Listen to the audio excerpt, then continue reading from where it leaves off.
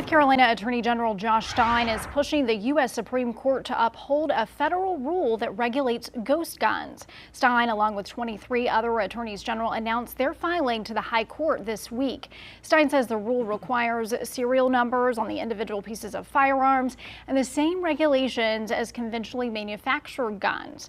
In North Carolina, Stein's office says there has been a spike of more than 1,700% in ghost gun recoveries by law enforcement from 2020 to 2023. Joining me now is our Queen City News chief legal analyst, Khalif Rhodes. Khalif, these ghost guns are untraceable firearms that are often made from at-home kits.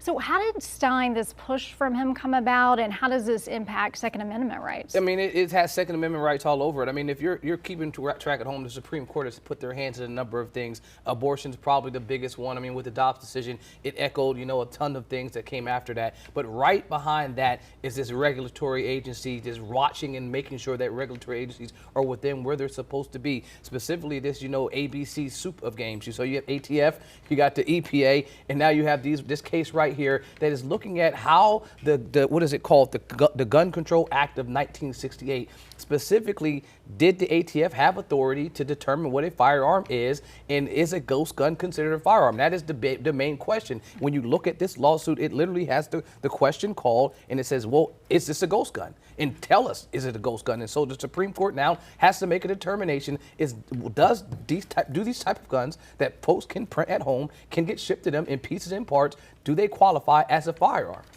Now, ghost guns they're hard to regulate because they're not traceable. So if there are fewer regulations, isn't that a concern? I mean, that is the concern, but you got to take it back. The ATF, when they came out with this law, Congress did in 1968, they gave authority to Garland, the Attorney General, Garland, who's the Attorney General now. They gave authority to him, and then he gave authority to ATF. And so what the ATF has done is said, in the 60s, we came out with a rule. The most recent rule in 1922 is the one that people are taking the most issue with, because these ghost gun things have been around for a long time. It's just the technology has now caught up with the ghost gun manufacturers. Now, because you can take a kit and get it shipped to you, now because you can get a kit designed and print it at home on a 3D printer, now this is where you have a lot of folks saying, okay, wait a second, let's figure it out. So ATF in 2022 said these ghost guns are firearms. They are defined as what Congress was attempting to make sure that only manufacturers, only distributors, and only dealers had access to, which would require a serial number. And because those are now ghost guns